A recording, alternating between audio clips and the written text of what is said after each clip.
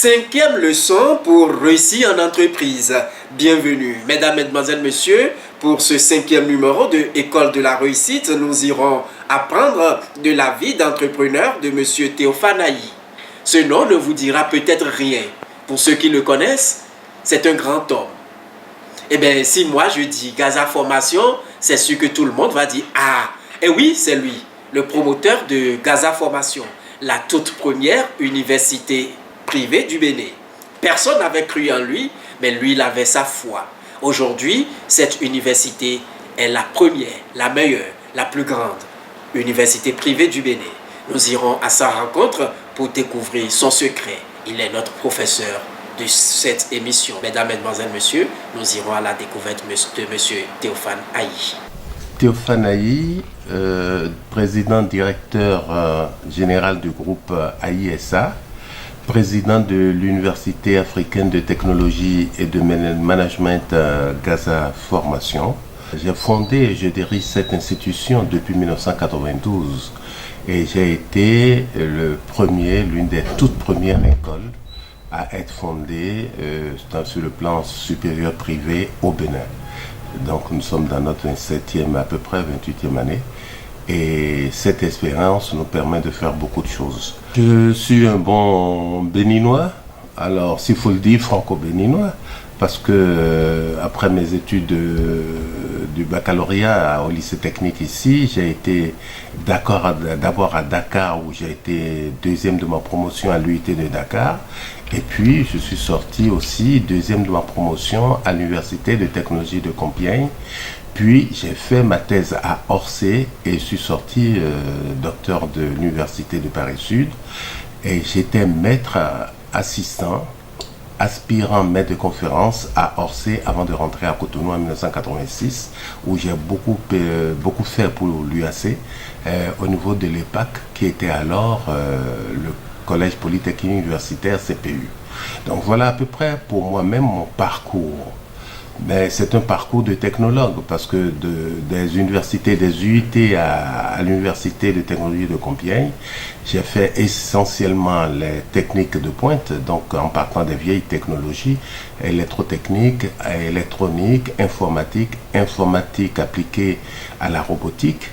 Et ça a été, tout ceci a été parachevé par une thèse qui était une thèse hors pair, puisque nous avons été le concepteur de l'horloge atomique qui équipe les sous-marins à la date, les sous-marins européens à la date d'aujourd'hui.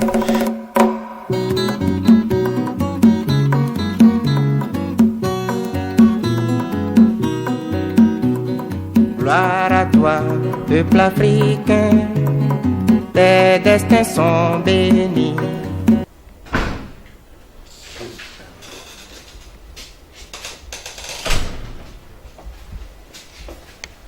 PDG du groupe Ayi, il est le fondé et le directeur général de l'Université africaine de technologie et de management, première université privée du Bénin créée en 1992.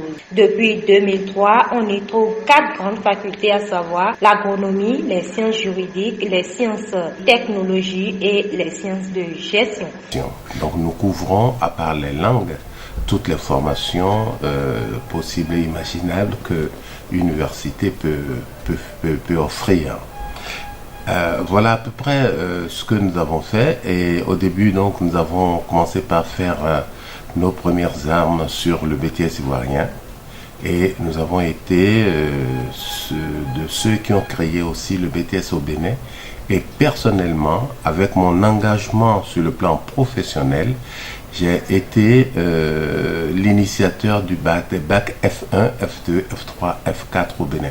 Et je crois que c'est des choses qu'il faut signaler parce que beaucoup ne savent pas en faire aujourd'hui le bac, mais qui est-ce qui l'a initié, qui est-ce qui l'a poussé à le faire? C'est bien l'UATM Gaza Formation, à la personne du docteur Théophane Ayi que je suis. Guidé par la fibre patriotique, il décide de rentrer chez lui en 1986 à une période où la révolution marxiste-léniniste du grand camarade de lutte Mathieu Kérékou perdait ses repères. Nous sommes revenus parce que la fibre nationale vibrait en nous et il fallait absolument venir aider nos jeunes frères. Et il faut qu'on soit très franc.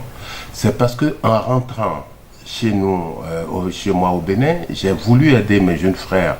Et c'est pour cela que je suis rentré dans l'enseignement supérieur public.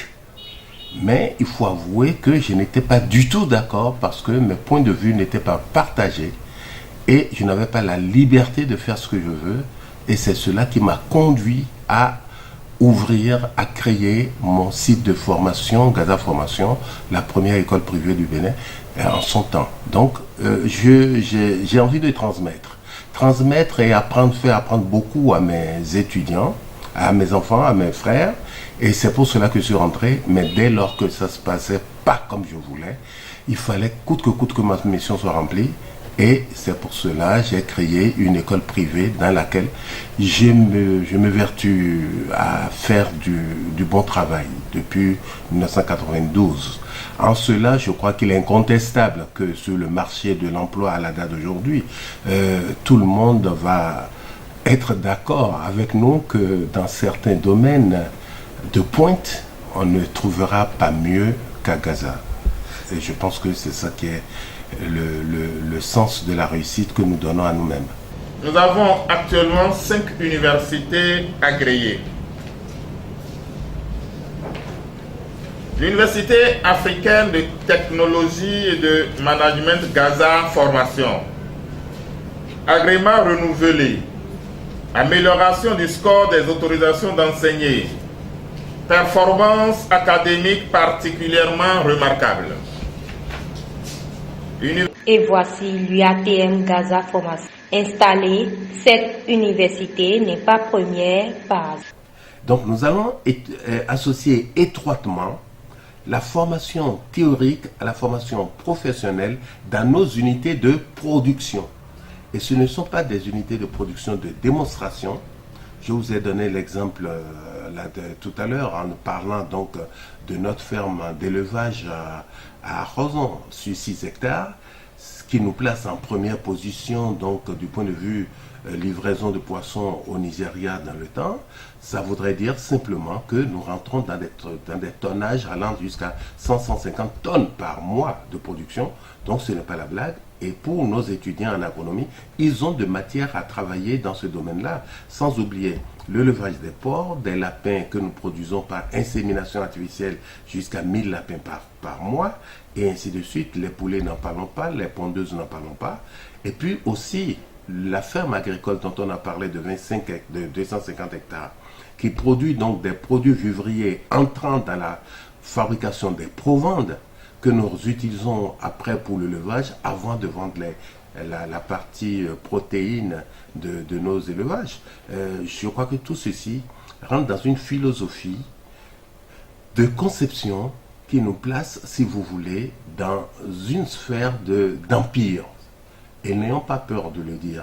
Dès lors que vous contrôlez un certain nombre de secteurs de la vie dans votre pays, vous avez bâti un petit empire.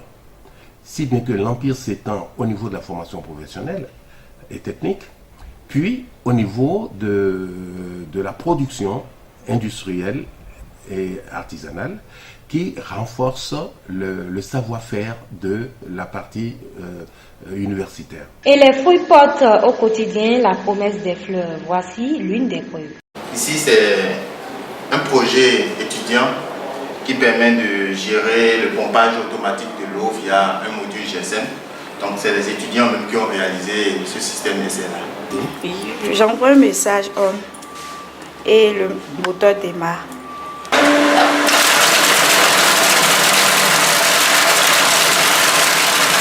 Le système est là pour résoudre un problème d'eau. Notre PDG a un site à Ramoy. Il là-bas, l'eau n'est pas de bonne qualité. Donc on est obligé d'aller prendre un autre terrain qui est à côté de l'île pour pomper de l'eau de là-bas vers l'île. Donc à chaque fois, si l'eau finit de là-bas, il se déplace vers l'autre terrain qui est à côté pour le démarrage du moteur. Pour éviter ce problème de déplacement qu'on a conçu ce système. Ici, c'est un système de pompage commandé par un module GSM. Tu envoies seulement un message et il démarre le moteur pour pomper de l'eau. Tu envoies seulement encore un message pour éteindre le moteur. Et c'est bon, c'est tout. Paris gagne avec de nombreux prix engrangés, ça et là. Gloire à toi, peuple africain, tes destins sont bénis. Africains, main dans la main, chantons à l'unisson. Monsieur Théophane Ayi, bonjour. Bonjour. Alors, et pourquoi entreprend-on selon vous? Entreprendre, c'est une fibre qui vibre dans certaines personnes et c'est quand on a besoin d'être un homme libre et ne pas dépendre des autres et faire beaucoup de richesses que l'on cherche à entreprendre. Alors, et pourquoi les jeunes d'aujourd'hui ont peur d'entreprendre? Je pense qu'ils ont peur d'entreprendre et ils ont peur à tort parce qu'ils ont toujours su et appris que pour entreprendre, il faut beaucoup d'argent, ce qui n'est pas le cas. Ah oui? Pas du tout. Et il faudrait se donner les moyens pour entreprendre. J'étais dans une émission il n'y a pas très longtemps où j'expliquais aux gens que lorsque vous avez une vision, vous avez un désir d'entreprendre dans quelque chose qui vous demande beaucoup d'argent, retournez à un projet un peu plus petit, soit le même projet mais dimensionné de manière restreinte, ou alors retrouver un projet intermédiaire qui n'est pas le vôtre, par lequel vous passerez avant d'entreprendre. C'est très simple. Vous regardez bien que pour ouvrir une école, on peut commencer par faire de l'élevage avec 4 lapines et un lapin. Et lorsque on a 300 000, on commence une école à une échelle plus réduite. Et quand on en a encore plus, on peut faire une grande université.